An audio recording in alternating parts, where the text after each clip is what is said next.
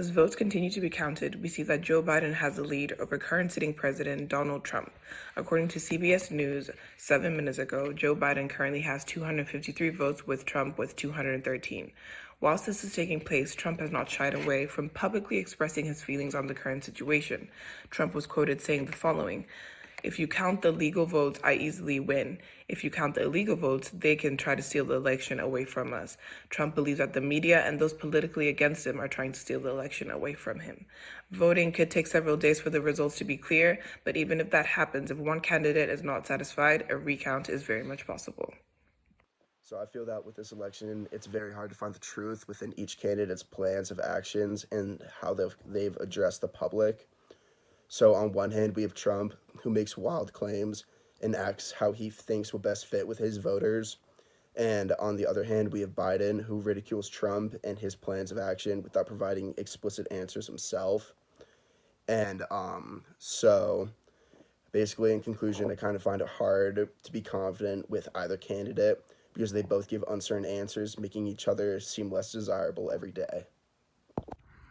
With the presidential election, as it is the fourth day, I think Biden is the winner, but as what I've been observing, because Pennsylvania turned blue, Georgia turned blue, and I think it will stay blue as the numbers keep going with the votes. But it does scare me to what is to come in the next few weeks or even a month from now.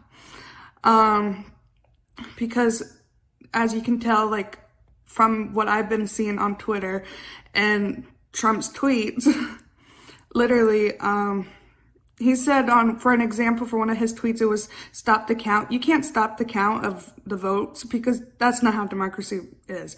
You must count every vote.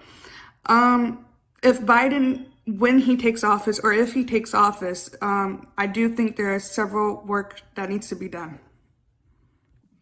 I think that the presidential election so far has been a very big mess due to the conflict between the party representatives and the citizens themselves. I think that it's very clear what's going to happen, but some people don't want to admit it yet. People have either very strong opinions or no opinion at all, and they don't want to commit to any party, so that also has been a very big challenge.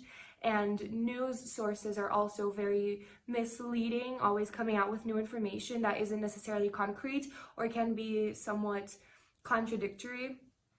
So it's just been very hard to follow. So this year, 2020, in the presidential elections, I would say this is the first year where I do not know what's going to be happening next in the following months after the elections are over. For one, usually you vote on, the 3rd of the month, which is usually like a Tuesday or Wednesday, and then by the end of the night, you know who the president is.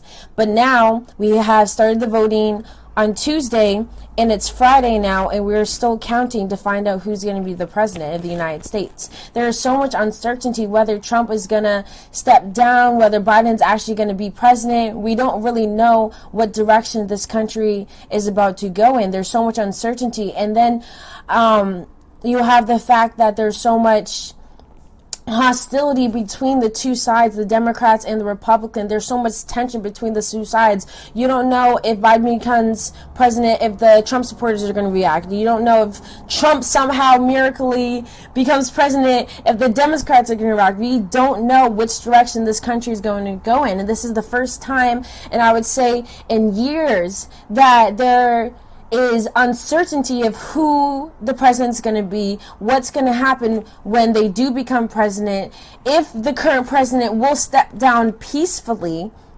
We just don't know what's going to happen.